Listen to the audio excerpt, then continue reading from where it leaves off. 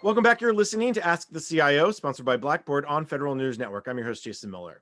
My guests today are Dr. Gladys Brignoni, the Chief Learning Officer for the U.S. Coast Guard, and Brian Burns, the Deputy CIO for the U.S. Coast Guard as well. Now, before break, we're kind of understanding the strategy. Gladys was laying it out. Brian, you and I talked briefly about the technology that underpins this and how you had to make sure that infrastructure was ready. A big piece to that infrastructure, of course, is the cloud, software as a service, or other capabilities. How have you looked at the cloud and similar capabilities to ensure that the Coast Guard's men and women have the access to the courses they need, and you obviously keep your infrastructure up and running? Sure.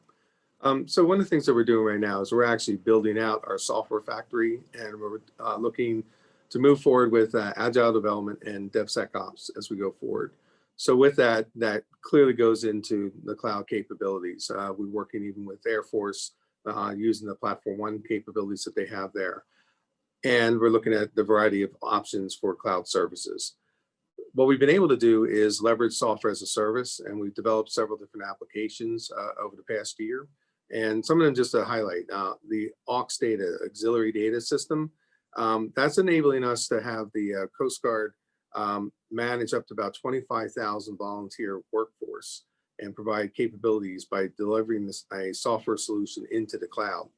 We've actually started with telehealth also, and that's allowing us to do remote capabilities for physicians to treat Coast Guard members and other software as a service capability. We're also developing a mentoring application so that we can tie mentors to mentees, and that goes along with not only just learning, but coaching and learning capability as we go forward. And then we're beginning to build out a recruiting application that supports our goals of readiness of the workforce as we go forward. So the key is looking at the technologies and how we can leverage them and how we can build more of a platform technology to support these applications that they can plug into. So we're also building out the inventory of the different applications that are already in the cloud and then moving in that direction for future capabilities to be cloud oriented. The software factory piece, we're seeing this as maybe a bit of a buzzword, something that's rising. Walk me through what that is. Is it the internal skill sets of DevSecOps? Is it the internal skill sets of Agile, or is it something a contractor will provide you all, a combination? It's a combination because with DevSecOps and the team structure, it's a combination. We will have contractors obviously helping us. We need to have our program managers involved with that. We need to have the customers involved with that.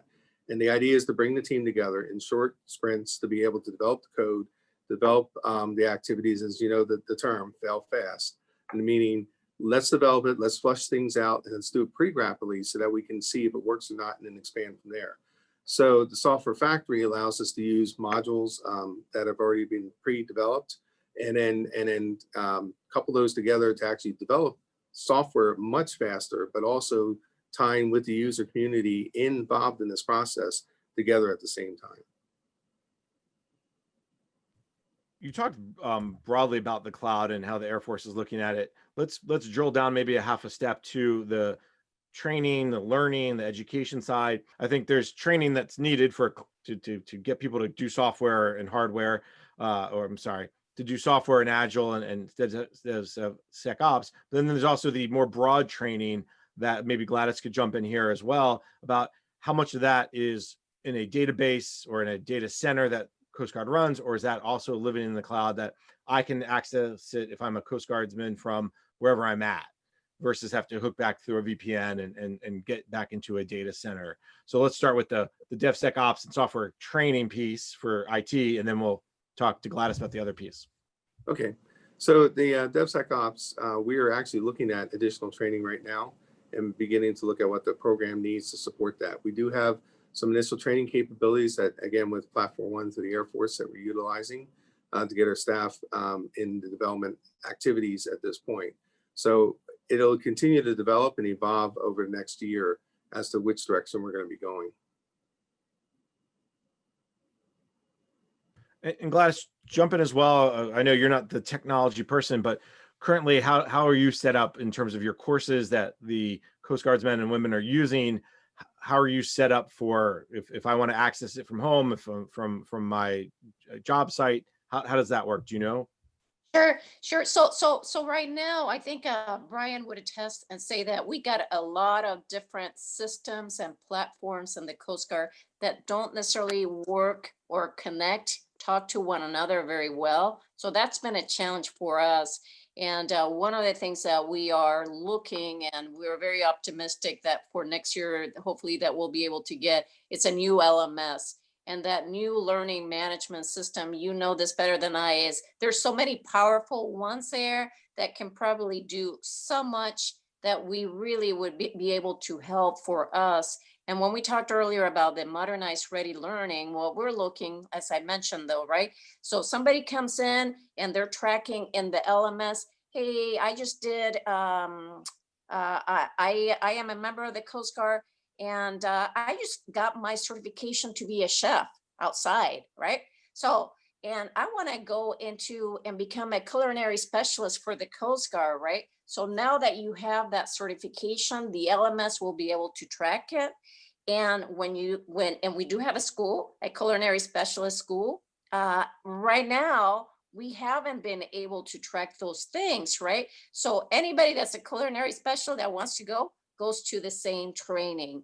Wouldn't it be wonderful and cool that we would have that already? So then when you, Jason, you are a French chef, culinary specialist already, and you want to come to the Coast Guard, you'll be able to only do certain modules to get that qualification from the Coast Guard. So that's where that LMS is really, really powerful, and it really will help us as a service to track all of talent management from day one until, again, you retire or leave the service.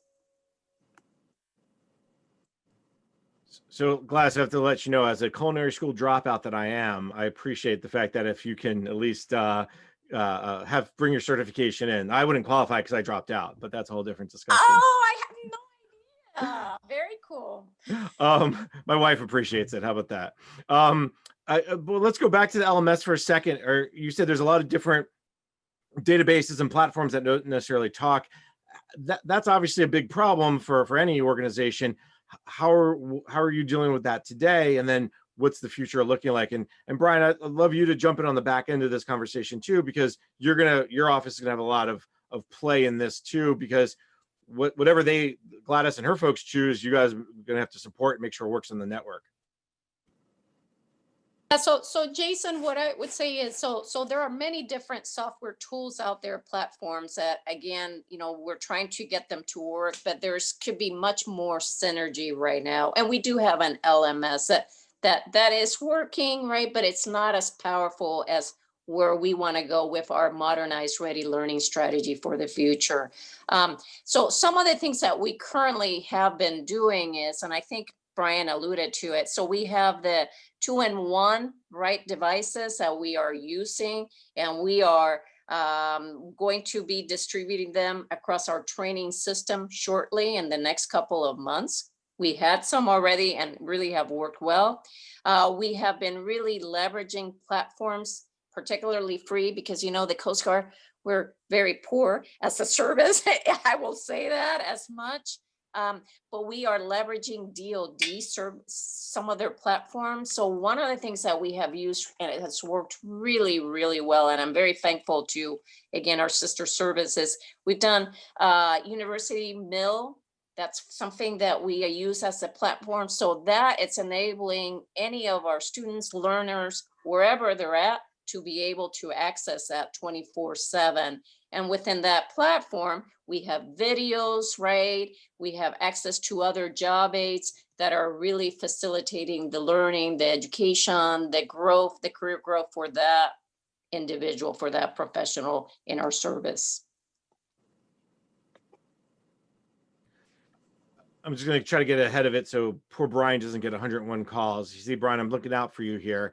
The LMS, is there an acquisition strategy around that yet? Have you made any, not necessarily awards, but decisions of how going forward? Because I know Brian will get all those calls from the vendors.